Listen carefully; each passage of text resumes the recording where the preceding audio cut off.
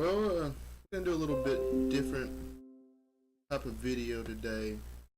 Uh, those that don't know, I'm Joey, and I'm a big UFC, not just a big UFC fan, I'm a big MMA fan, I'm a big sports fan. I like boxing, I like kickboxing, I like mixed martial arts, and tomorrow is a kind of a bittersweet day for the UFC with their agreement to Fox, or the contract to Fox ending. I think it started in 2011. I think it's been 7 years, yeah. But it's kind of a bittersweet thing. It really helped bridge the gap between getting UFC, just watching UFC on pay-per-view and, actually getting to watch it a lot more, which I love. I kind of hate the pay-per-view thing. It kind of takes away from the sport a little bit, from the fans' perspective, because, you have to pay to see the fights. Not necessarily unless you get a Cody build. Get a Cody build and watch that shit for free, by the way. Just look into that shit.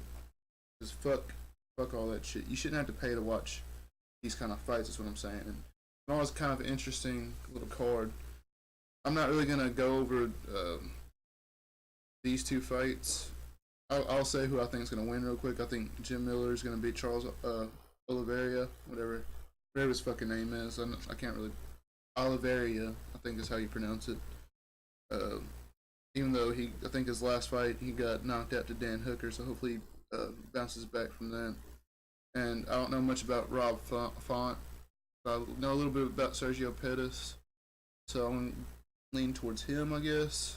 Even though, like I said, those two fights aren't really that interesting. This card's not really that interesting to me, other than the main event, the co-and main event, and the main event. So I think Sergio Pettis wins that one. But let's go into the co-main event and the main event for UFC on Fox 31. This is the last one, like I said, for Fox, and it's not necessarily all that bad because UFC is going to ESPN. They're going to start a new contract with ESPN, which is awesome. That's gonna hopefully they do more fights on there than they did on Fox. Hopefully it's every freaking week. That's what I'm hoping. Which they did do some. I guess it was on Fox a lot, but I don't know. I just feel like they could do more. Hoping that they go out of pay-per-views altogether in the future. That they're just making enough money off of all the advertisements. That's how it should be. That's where kind of Boston got shit on. They transferred into doing pay-per-views instead of just letting. I think if everybody watches the fights, then you get more people. You get more fans, more people watching. More people to buy your gear. I mean, this makes more sense to me. You get more fans, so why wouldn't you want it? But anyways, outside of that, so the co-main event and the main event are between lightweights, which is my absolute favorite class in the UFC. It's gonna be the co-main event is between Edson Barboza and Dan Hooker. All right, so let's go into Dan Hooker a little bit. I think he's on a 4-fight win streak, right? Now, I'm wondering if this is 100% accurate, because I was looking at these earlier, and it's got Edson Barboza beating Kevin Lee, which Kevin Lee knocked him out in the 5th round, or TKO'd him. So, I'm hoping these are 100% accurate. I can't keep up with every fighter. I don't know much about Dan Hooker, even though he's obviously, out of his last 6 fights, he's won 5 of them. And he lost a decision to whoever Knight is. I don't know him. He must be a preliminary fighter.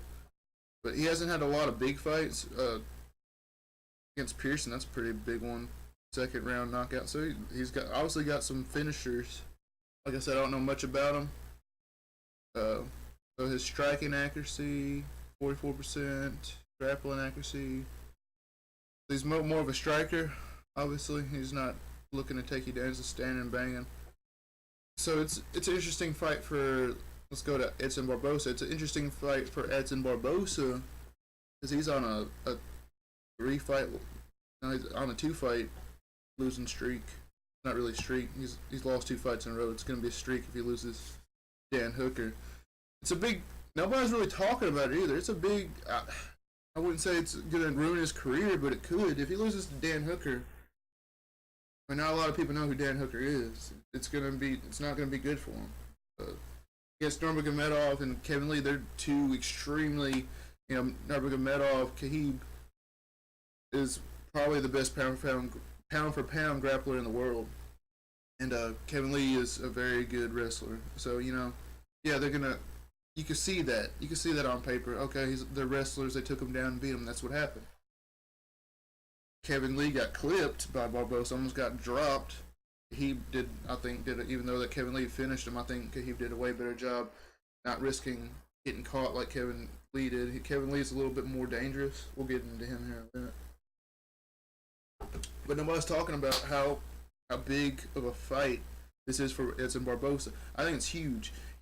Like I said, you lose to Khabib and Kevin Lee, okay, they're two top 5 guys, you can understand that. You lose to Dan Hooker, who's primarily a striker, that's not good for Edson Barbosa. It could ruin his career. I honestly think that. Nobody's talking about it, though.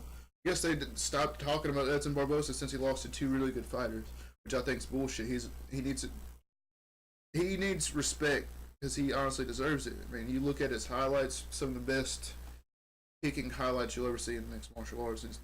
I think he landed one of the first spinning hook kicks in the UFC for a knockout. I mean, he's a very dangerous fighter. Kevin Lee kind of took a page out of Khabib's book on how to approach him. He did it better, like I said. And I don't know, man. It's a scary fight for him. Dan Hooker is apparently. I mean, I don't know much about him. I've heard of him. I've seen that fight between. I actually watched the Jim Miller fight, and he knocked him the fuck out. But he's definitely got hands. That could be dangerous for Edson Barbosa. He's not necessarily that great. The way Dan Hooker. I mean, Dan Hooker could beat him. I kind of take a page out of Khabib and Kevin Lee's book, not necessarily take him down the ground, but pressuring him. Pressure forward takes away them big kicks, and he could really take a page out of their book and do that. And that can, I mean, have you ever seen Edson Barbosa stop somebody from or knock him out with his hands? I don't think so. He's usually knocking people out with his kicks. He might have a couple. He's primarily he's setting up his kicks with his punches, is what I'm trying to say. And my voice is really, really freaking dry right now. My throat. But yeah, this is a big fight for Edson Barbosa. I actually got him losing to Dan Hooker. And I think Dan Hooker could pressure him like Khabib and Kevin Lee did. Stay in his face, stay out of kicking range. Whatever you do not get into Edson Barbosa's kicking range because you're going to get knocked out. Okay, you're just going to. You pressure him. He's obviously a pretty good boxer because I remember he knocked the fuck out of Jim Miller. Pressure him with your box, and I think you'll be successful. Now, if you stay in Barbosa's kicking range, he's going to flatline you. Simple. I think Dan Hooker gets that one. But like I said, it's a big fight for Barbosa. I hope he does win. I hope Barbosa does win, but I want to go with the underdog in that fight. With that, we're going to exit out of those two, and we're going to get to the big main event with Raging Al, Iaquinta, and Kevin Lee. Over Raging Al first. Number 8 in the lightweight division, 13-4-1 is his record. Let's go through some of the stats real quick. Striking accuracy 40%, which ain't bad. Grappling accuracy 29, which is not that great. 7 wins by knockout, 5 by decision, 1 first round finish. He beat up Kevin Lee pretty bad. I wouldn't say it was just like a blowout, but he definitely won that fight. And Kevin Lee was a lot younger, but Al Iaquinta is no joke. He proved they could fight with Khabib a little bit, and I thought Khabib could have finished that fight a lot sooner. I think he was baiting in it. I honestly think he was baiting Conor in it, like, oh, look at his striking. I could tear that up. Oh, he's not able to take Al Iaquinta down. He's definitely not going to be able to take me down. That's kind of the trap I think he pulled on Conor. Because I honestly think Khabib could have finished that fight in the 3rd or 4th round, or in the 5th, but I think he wanted that work. I think he wanted to bait Conor into that fight. But anyways, he had Al Iaquinta. I mean, look at it. He's won a lot of what one? He's won one. I don't know what that is. The Master Ball. I guess that was canceled. Yeah, that fight was canceled. So he's won one, two, three, four of his last five. It's not bad. He's a top 8, top 10. I mean top 10, top 8. He's a top 10 lightweight, which is probably the most stacked division. That between lightweight and middleweight's the most stacked division in my opinion in the UFC. So to be number 8 in the lightweight division, you definitely deserve some type of respect, and he's not getting any. I think how he gets some is go out, put a beating on Kevin Lee. Now let's get into Kevin Lee a little bit. He's a phenomenal wrestler, even though he hasn't been the best fighter in the UFC. He's a top number 4 right now. He's number 4 now with a 17-3-0 record. Let's go to some of his stats. 8 wins by submission, 7 by decision, 3 first round finishes. 45 striking percent accuracy. Look at the strikes landed and attempted right there. And grappling accuracy of 43%, 32 takedowns landed, 75 attempted. But, I mean, you don't want the wrestler on top of you pounding your head in. So, if Iaquinta could do a good job of, like he did in the first fight, keeping the fight standing, kind of get Kevin Lee to slug it out with him, he could clip him again and easily win that fight.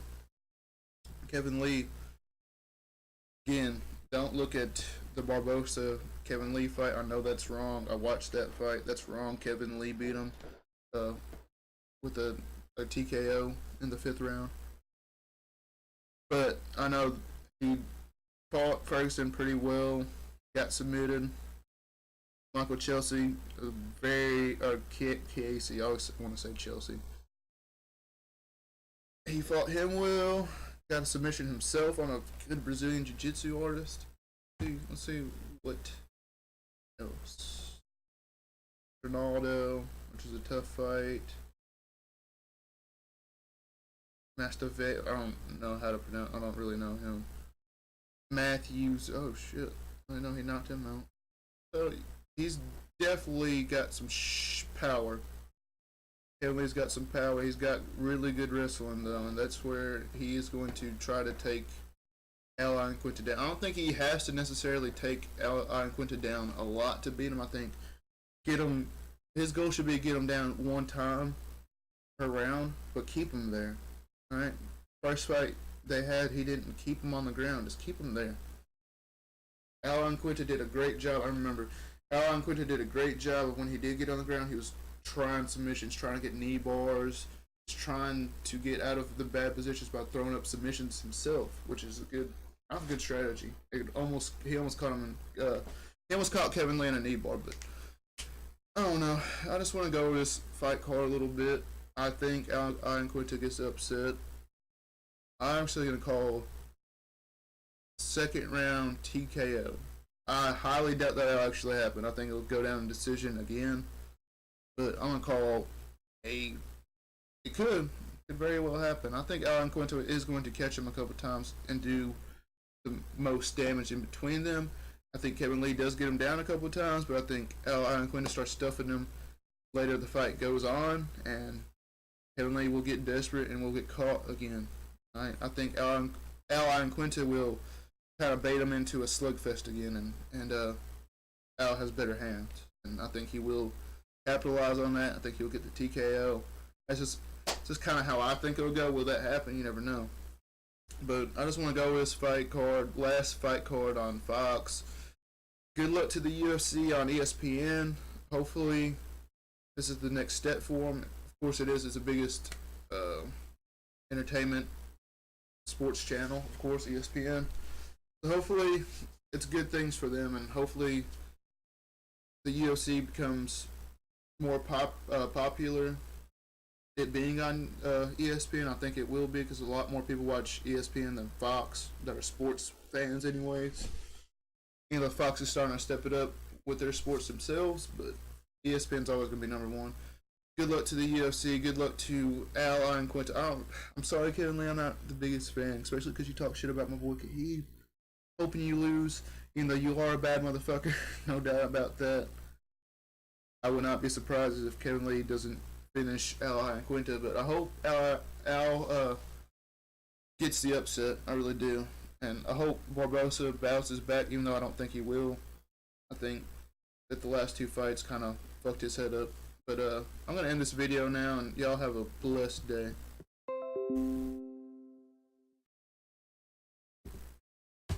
Stop the fucking recording.